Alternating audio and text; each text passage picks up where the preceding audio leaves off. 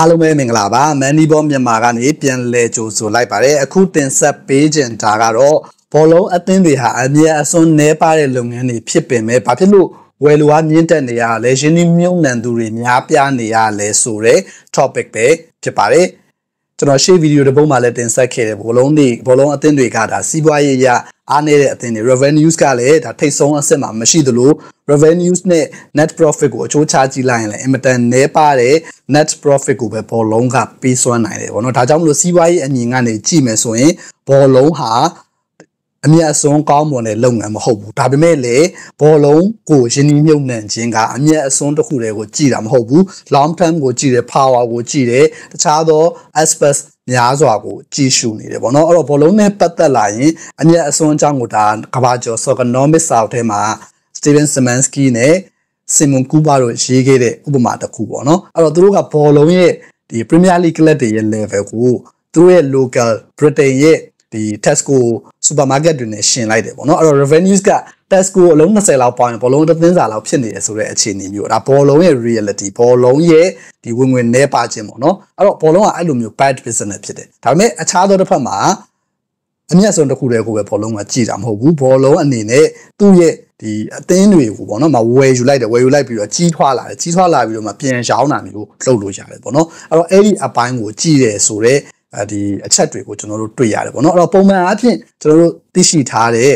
ဒီအမျက်နေတယ်ဒါပေမဲ့ဘာလို့ဝယ်လဲဆိုတဲ့အကြောင်းအချက်မှာဒီ power ပိုင်းဆိုင်ရာတွေပါတယ် geopolitics တွေပါတယ် branding တွေပါတယ်ပြီးတော့ networking တွေပါတယ်ပြီးတော့ဒီစီးပွားရေးဆိုင်ရာပေါ့နော်ကျွန်တော်ခုနပြောတဲ့စီးပွားရေးဆိုင်ရာ investment ဆိုင်ရာအချက်တွေလည်းပါဝင်နေတာကိုတွေ့ရတယ်ပေါ့နော်အဲ့တော့ဒီ reshaping ပေါ့နော်ဒီ modern football owner တွေဘောလုံးအသင်းတွေကိုပိုင်ဆိုင်တဲ့ modern owner တွေကဒီဘောလုံးရဲ့ landscape ကို reshaping လုပ်နေအရင်တော့ကြတော့ပိုင်ဆိုင်တဲ့ဒီပိုင်ရှင်တွေက local ကဒီတထေးတွေလောက်ပဲပေါ့နော်အခုကကြတော့ကမ္ဘာလုံးဆိုင်တဲ့တထေးတွေဖြစ်လာတယ်ကမ္ဘာလုံးဆိုင် investment fund တွေဖြစ်လာတယ်ပေါ့နော်အဲ့တော့ millionaire အဆင့်ကနေ billionaire အဆင့်ကိုဒါတက်သွားတယ်ပေါ့နော်ကျွန်တော်ရှေ့ကဗီဒီယိုမှာတင်ဆက်ခဲ့သလိုပဲ millionaire တွေမတက်နိုင်လောက်တဲ့ဒီပမာဏ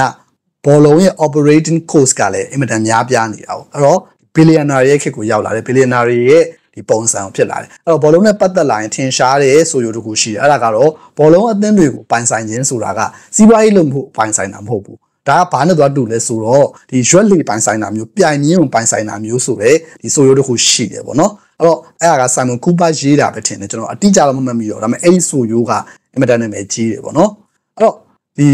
ဘောလုံးကိုပိုင်ဆိုင်တယ်ဆိုတာဒီ price ပေါ့နော် trophy asset လို့လည်းခေါ်ကြတယ်ဒီ trophy assets ဆိုတာကဘယ်လိုပုံစံမျိုးလဲဆိုတော့ဥပမာဒီ stack center ရှိရထားပါတော့ဗျာ Marvel ရမဟုတ်ဘဲနဲ့ပြင်မှာတကယ်ရှိတယ်ဒီ stack tower ရှိတယ် stack tower ရဲ့ဒ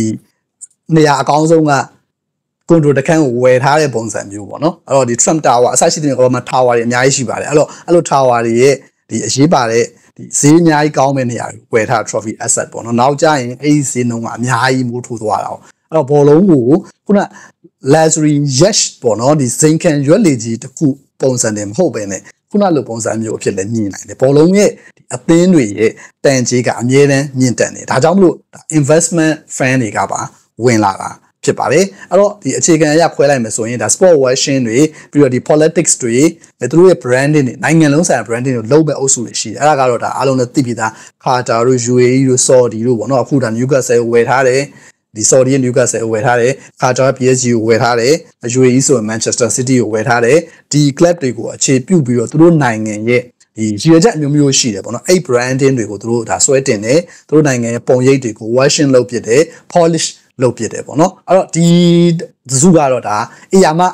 နိုင်ငံကြီးတွေအေယာမတထေးကြီးတွေပေါ့နော်သူတို့ကတော့ဒီဘောလုံးရဲ့အမျက်ဆုံးရှိခြင်းမရှိခြင်းဆိုတဲ့အရာကိုဂရုကိုမစိုက်ဘူးဒါကတော့သူတို့ကတက္ကနာနောက်ထပ်တက္ကနာမှာအရေးပါလာတာကြတော့ကျွန်တော်ခုနပြောခဲ့တဲ့ investment fund တွေပေါ့နော်အဲ့တော့ FSG တို့ကဒါ American မှာစီးပွားရေးလုပ်ငန်းအားကစားစီးပွားရေးလုပ်ငန်းတွေလုပ်ခဲ့တယ်အဲ့တော့ FSG ကထားလိုက်အောင်နောက်ထပ်လုံးဝ investment ပဲတည်တံ့လုပ်တဲ့ company တွေရှိတယ်ဥပမာအားဖြင့်ဆိုရင်ဒါ Clear Lake Capital ပေါ့နော်အခု Chelsea အသင်းရဲ့ပိုင်ရှင်ပေါ့သူတို့အနေနဲ့ဆိုရင်လည်းအဲ့လိုပုံစံမျိုးသူတို့ဖွဲ့လိုက်တဲ့ Chelsea အသင်းကိုဝယ်ထားတယ်ပေါ့နော်အဲ့တော့ထို့အတူပဲဒါ Redbird Capital ဆိုတာပေါ့နော် Redbird Capital ကတော့ဒါ AC Milan အသင်းကိုပိုင်ဆိုင်နေတယ် AC Milan အသင်းကိုအရင်တော့ပိုင်ဆိုင်တာကကြတော့ဒါတရုတ်တထေးလီယာဟွန်လက်ထက်ကနေလွှဲယူလိုက်တာက Elliott Management Elliott ကလည်းဒါ hash fund ပေါ့နော်အဲ့တော့ investment fund ပဲပေါ့ထားပါတော့ဒီနေရာမှာတော့ဒီ technicality အသေးစိတ်တွေတော့ရှင်းမနေတော့ဘူးပေါ့နော်အဲ့တော့အဲ့လိုပုံစံမျိုး investment ဘာဖြစ်လို့လဲဆိုတော့ hash fund တွေကဒီလီအောင်လက်ထက်ကနေ AC Milan ယူလိုက်တယ်မြက်မဲ့အချိန်မှာပြန်ပြီးတော့ရှောင်းလိုက်တယ်အခုဒါ red bat တွေရောက်နေပြီပေါ့နော် red bat လက်ထဲမှာ red bat လည်းအဲ့လိုပဲလုပ်မှာပါဒါပေမဲ့hash fund နဲ့ဒီ investment တွေရောနည်းနည်းလေးခြားနာတဲ့သဘောလေးရှိတယ်အဲ့တော့အခုချိန်မှာဒီလိုမျိုးလုပ်နေတယ်ဒါအပြင် Manchester City အသင်းဆိုရင်လည်းဒါ CWC Capital ဆိုတာ partners ပေါ့နော်သူတို့လည်းဒီ percentage တွေဝယ်ယူထားတာကိုတွေ့ရတယ်ဒါအပြင်ဒါ Barcelona အသင်းတို့ Real Madrid တို့အသင်းတို့မှာလည်းဒါ investment fund တွေဝယ်ထားတယ်အဲ့နှစ်ခု investment fund အနေနဲ့ဒီ Barcelona အသင်းဆိုရင် Barcelona အသင်းအတွက် La Liga ရဲ့ broadcast right ကိုဝယ်ထားတာ Barcelona အသင်းအဲ့ broadcast right ထဲရမယ်ပတ်စံအတွက်ကိုပတ်စံပုံပေးပြီးဝယ်ထားတာပေါ့နော် Barcelona ကဒီပနာရေးအချက်တည်းဖြစ်နေတာ Real Madrid တက်ကြတော့ Real Madrid ရဲ့ကွင်းသစ်နဲ့ဆိုင်တဲ့ rights ကိုဝယ်ထားတာပေါ့နော်အဲ့လိုမျိုး investment fund တွေကဒါဝင်ပြီးတော့ပါလာတယ်အဲ့တော့သူတို့ရဲ့ model ကတစ်မျိုးပြီးတော့နောက်ထပ် model တစ်ခုကကြာတော့ဒါ Glazer လိုမျိုး Glazer တော့ဘာလဲဆိုတော့အဲ့လိုမျိုးကြီးထွားမဲ့လုပ်ငန်းစဉ်ကိုလည်းသူတို့အာရုံကြတယ်တစ်ချိန်တည်းမှာသူတို့ဟာအသင်းစီက dividends ကိုလည်းနှစ်တိုင်းထုတ်နေတယ်အဲ့တော့အဲ့ဒီ model ကတစ်ခုနောက်ထပ် model ကတော့အားလုံးရင်းနှီးပြီးသားပေါ့နော်ပြီးတော့ဘောလုံးနဲ့ပတ်သက်လာလို့ပြဿနာအများကြီးမရှိတဲ့ model ပေါ့အဲ့ဒါကတော့ Red Bull တို့လို model တွေပေါ့လေသူတို့ရဲ့ brand ကိုပို့ပြီးတော့ကြီးထွားလာအောင် popularize လုပ်တယ် marketing သဘောပေါ့လေပြောမှဆို Red Bull ကအချို့ကြီးဒါပေမဲ့လည်းကျွန်တော်တို့ဟာဒါအခုဆိုရင် Leeds United အထိပါလာပြီပေါ့နော် Red Bull Salzburg ကနေသူတို့စတင်တယ် Red Bull Salzburg Red Bull Leipzig အစရှိသဖြင့်ဒီ Brazil မှာဆို Red Bull Bragantino America မှာဆိုရင် New York Red Bull သူတို့အဲ့လိုမျိုးတွေသွားတာပေါ့နော်အဲ့လိုမျိုးသွားပြီးတော့သူတို့ရဲ့ကမ္ဘာလုံးဆိုင်ရာအမှတ်တရကြီးထွားမှုကိုသူတို့သွားတယ်တစ်ချိန်တည်းမှာဒီသူတို့ရဲ့အမှတ်တရဒီအချို့ရဲ့ brand ကိုလည်း marketing သဘောစဉ်းမိတာဖြစ်တယ်အစစရရရှုထောင့်တွေအများကြီးကိုသွားတယ်ပေါ့နော်အဲ့တော့ဒီနေရာမှာအဲ့ဒီ Red Bull model ကိုလည်းပြည်သက်တွေရှင်းနေပြီးသားပြီးတော့ဒီစီးပွားရေးနဲ့တိတ်မဆိုင်တဲ့ဒီ political sense တွေပါတယ် sport washing model တွေဒါ Saudi တို့ Qatar တို့ UAE တို့လည်းရှင်းနေပြီးသားဒါပေမဲ့ Liverpool ကိုလုံနေတဲ့သဘောကတော့ဒီစီးပွားရေးနဲ့ပို့ပြီးတော့သက်ဆိုင်တယ်ပေါ့နော်အဲ့တော့ Liverpool ကိုဆိုရင်ဒီသူတို့ကို FSG ကဝယ်ယူခဲ့တာက2010မှာဝယ်ယူခဲ့တာတန်300နဲ့ဝယ်ယူခဲ့တာပေါ့နော်ဒါပေမဲ့အခုအချိန်မှာဒါ2023 24 25ဒီကာလရဲ့မှာဆိုရင်ကျွန်တော်တို့ကြည့်လိုက်မယ်ဆိုရင်သူ့ရဲ့ဒီ value ပေါ့နော်4ဘီလီယံနဲ့5ဘီလီယံကြားဖြစ်လာပြီအဲ့တော့အခုချိန်မှာလည်းရှောင်းနိုင်မယ်ဆိုရင်အဲ့ဒီများပြားလာတဲ့ဘီလီယံနဲ့ချီတဲ့ပမာဏတွေသူတို့ရရှိမှာဖြစ်တယ်ပေါ့နော်အဲ့တော့ဒီသဘောတရားအမြဲတမ်းအရေးကြီးတယ်တစ်ချိန်တည်းမှာ revenues တွေကလည်းဘောလုံးမှာနှစ်တိုင်းတက်နေတာနဲတာတော့နဲတာပေါ့နော်နဲတာကနဲတာပဲဒါပေမဲ့တက်နေတယ်ဆိုတဲ့အရာကလည်းကျွန်တော်တို့ဘလို့မှကိုဒါဖုံးကွယ်လို့မရဘူးဒီနှစ်10နှစ်ကျော်ကာလအတွင်းမှာဆိုရင်ဒါ3ဆလောက်တက်သွားပြီပေါ့နော်အရင်တော့ဆိုရင်ဒါ180လောက်ပဲရှိတယ်အခုချိန်မှာလီဗာပူးကတန်း600 900ဝန်းကျင်အထိတက်လာပြီအဲ့တော့ဒီ revenues ပမာဏဘာကိုပြလဲဆိုတော့ဘောလုံးအသင်းတွေရဲ့ဒီဝင်ငွေ streaming ခိုင်မာခြင်းကိုပြတယ်ဝင်ငွေ streaming ခိုင်မာခြင်းရှိတဲ့အပြင်ဘောလုံးအသင်းကိုယ်တိုင်ကိုကနှစ်ပေါင်းများစွာတည်တဲ့နဲ့ရာနဲ့ချီထောင်နဲ့ချီတည်တဲ့မဲ့အမှတ်တရဖြစ်တယ်အဲ့တော့အဲ့နှစ်ခုကိုပေါင်းလိုက်တယ်ပေါင်းလိုက်ပြီးတော့အသင်းရဲ့ဒီ asset value တွေလည်းရှိနေအဲ့အရာတွေအကုန်လုံးပေါင်းလိုက်တဲ့အချိန်မှာတော့ဒီ investment fund တွေအနေနဲ့သူတို့ပိုင်ဆိုင်ထားကြတာအင်မတန်တန်ဖိုးရှိပြီးတော့ခိုင်မာတဲ့ assets တွေတခုဖြစ်နေတယ်ပေါ့နော်အဲ့တော့အဲ့ဒီ assets ကအချိန်နဲ့အမျှရွေးရှားလာတဲ့အများပတ်စံတန်ဖိုးတွေကတက်နေတယ်အဲ့တော့ဘာနဲ့သွားတူလဲဆိုတော့ Silicon Valley က technology firms တွေအသေးလေးတွေအချိန်ဒီမှာစပြီးတော့ဝယ်ထားပြီးတော့ပတ်စံတွေတော့ရှောက်ပေးအိတ်ပေးတဲ့ပုံကနေကြီးထွားလာတဲ့ပုံစံမျိုးတွေကိုကျွန်တော်သွားတွေ့ရတယ်ပေါ့နော်အဲ့တော့ကျွန်တော်ဆိုရင်ဒါတတိယနှစ်ပေါ့နော်ဒီစီးပွားရေးဟိုအတွက်တက်တော့ကဆိုရင်ဒီ ABE မှာပေါ့နော် ABE course မှာဒီအဲ့လိုမျိုးပေါ့နော်ကျွန်တော်က Silicon Valley company ကိုကျွန်တော် project အတွက်ကျွန်တော်ရဲ့ဒီ assignment အတွက်ကျွန်တော်လေ့လာတာပေါ့နော်အဲ့တော့ကျွန်တော်လေ့လာကတော့ Snapchat ပေါ့နော်အဲ့တော့ဒီအဲ့လိုသဘောတွေကြီးပဲ tech ဒီဟိုဟာ log ထဲမှာပေါ့နော်အဲ့တော့ tech log ထဲမှာအဲ့လိုမျိုးပုံစံမျိုးပဲအခုကလည်းအဲ့ဒီသဘောတရားမျိုးကိုပဲဒီဝယ်ထားတယ်2020လောက်တည်းကဝယ်ထားတယ်ကိစ္စမရှိဘူးဒီချက်ချင်းပတ်စံလိုချင်တာမဟုတ်ဘူးရန်နောက်20လောက်မှငါတို့ပတ်စံပြန်လိုချင်တဲ့လို့အဲ့ချိန်ကြမှာလီဗာပူးကြီးက10ဘီလီယံလောက်ရှိနေတဲ့အချိန်မှာသူတို့လည်း exit point လုပ်မယ်အဲ့တော့ဒီနေရာမှာတော့ဒါဘောလုံးရဲ့စီးပွားရေးပညာရှင်တွေကတော့ဘောလုံးက exit လုပ်ဖို့ခက်ခဲတယ်ဆိုပြီးတော့ပြောကြတယ်ပေါ့နော်ဒါပေမဲ့ဒါဟာအလေအလတ်နဲ့အောက်အဆင့်တွေမှာပဲခက်တာဖြစ်ပြီးတော့လီဗာပူးလို level ရောက်လာရင်အာဆင်နယ်လို level ရောက်လာရင် Manchester United လို level ရောက်လာရင် exit point ကမခက်ဘူး Manchester United အနေနဲ့ဆိုကလေးစားဆိုရင်သူအေးအေးဆေးရောင်းခဲ့လိုက်ပြီးတော့ကနေလို့ရတယ်သူ2005တော့ဝယ်ထားတဲ့ပတ်စံထက်အစားပေါင်းများစွာပိုများနေပြီပေါ့နော်ဒီကာတာတထေးကထိုင်ပြီးတော့စောင့်နေအဝယ်ခြင်းလုံးလို့ဒီ Sergeant Ratcliffe တို့လည်းတယောက်တည်းမဝယ်နိုင်အောင်သူ့အနေနဲ့ consortium လို့ Chelsea လိုမျိုးစုပြီးတော့ဝယ်ဖို့အတွက်5ဘီလီယံ6ဘီလီယံမကလို့ဘယ်နှဘီလီယံပဲဖြစ်ဖြစ်ပေးဖို့အသင့်ရှိတယ် Manchester United အမှတ်တရကိုဝယ်ဖို့ဆိုရင်အဲ့တော့ဒါက သူတို့ရဲ့ဒီအရေးကြီးတယ်ပေါ့နော်ကျွန်တော်ဒီဗီဒီယိုအတွက်ဒီစပြီးတော့လုပ်တဲ့ idea အရေးကြီးတဲ့ကြော်ရိုးဖြစ်တယ်အဲ့တော့ဒီ value ကြီးရှိတယ်ပေါ့နော်ဒီ value ကပဲဒီဘာလို့